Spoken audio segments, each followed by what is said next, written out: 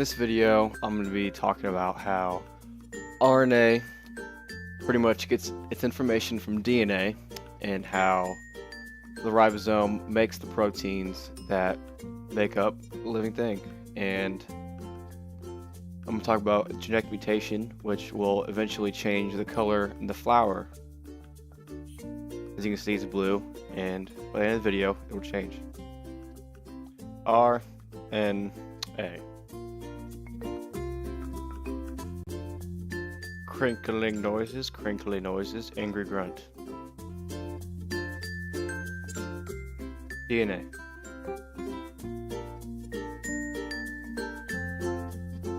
DNA has two strands, which are made of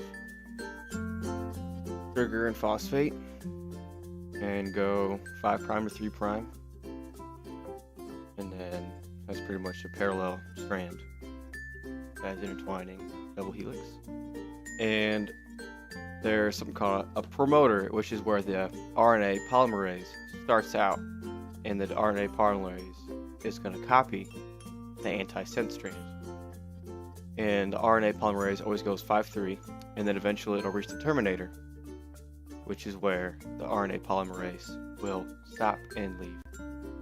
And this picture I'm about to draw is pretty much just a less complicated version of the picture I just drew.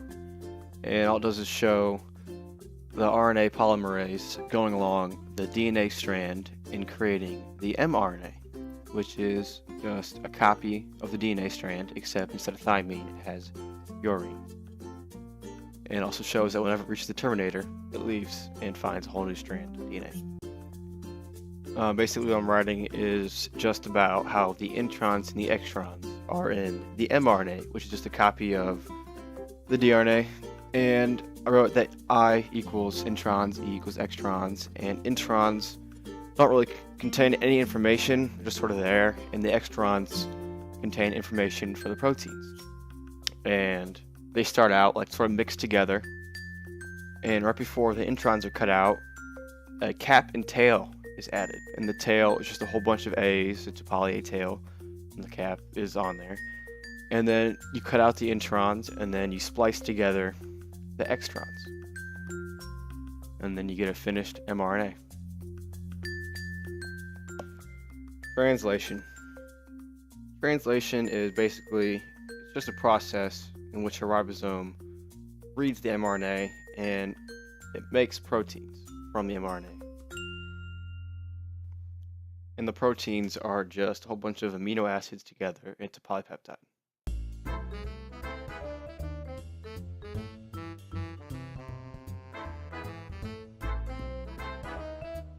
Now, a big part of translation is the ribosome, and the ribosome makes the proteins, and what happens is there is a large subunit, and then there's also a small subunit that make up the ribosome.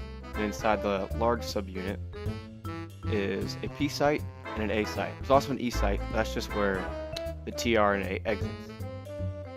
And basically the ribosome just clamps onto the mRNA and it starts making the proteins.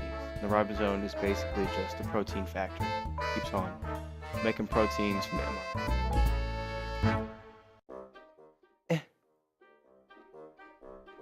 The codons, which are basically just 3 bases in a row, or just like one amino acid, are found in the mRNA. And the anticodons, which are carried by the tRNA, match up with the codons that are located in the ribosome at the time.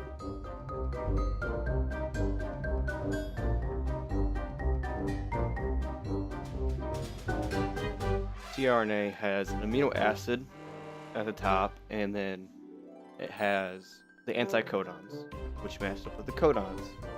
And after they match up, the amino acid is pretty much broken off of the tRNA. The tRNA leaves, the amino acid pretty much stays at the ribosome. There's actually 3 tRNAs going on inside of a ribosome, but one of them is in the E site and is leaving, so I decided it wasn't really that important to draw it. But basically what's happening inside the P site is the bond between the amino acid and the tRNA is being broken, and then the tRNA leaves through the E site, and the tRNA from the A site winds up in the P site. But the amino acid that got broken off stays. And one thing that actually happens is the tRNAs aren't actually moving, the ribosome is actually moving along the mRNA.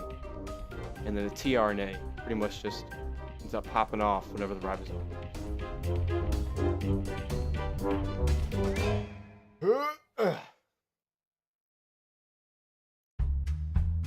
This picture is basically what I said during the last picture, talking about the ribosome breaking the bond between the tRNA and the amino acid.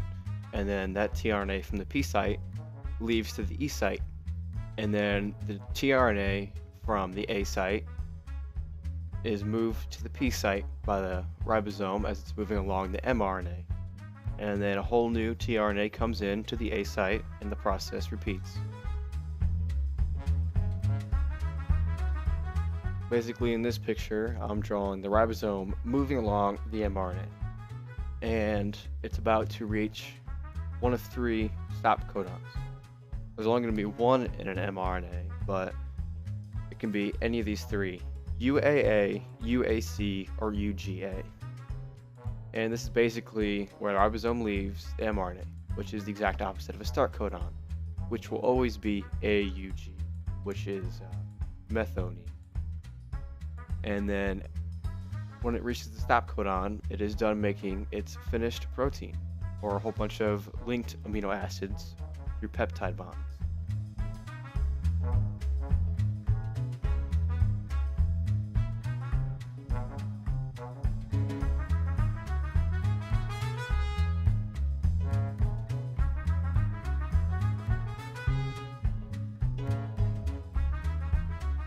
Mutation is basically any kind of disorganization in the bases.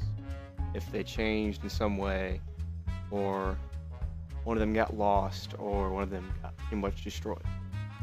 One kind of mutation is deletion, and it's pretty much when you lose a single base. And a codon is 3 bases, and it's pretty much counting by 3s.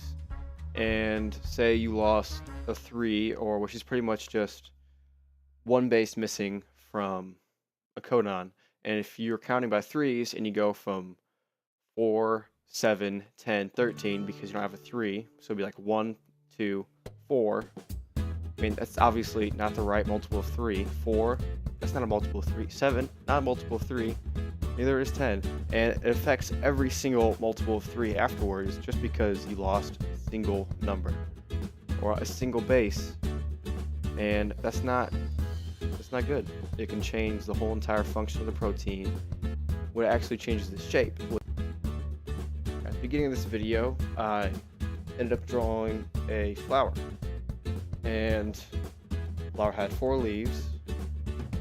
One stem was blue.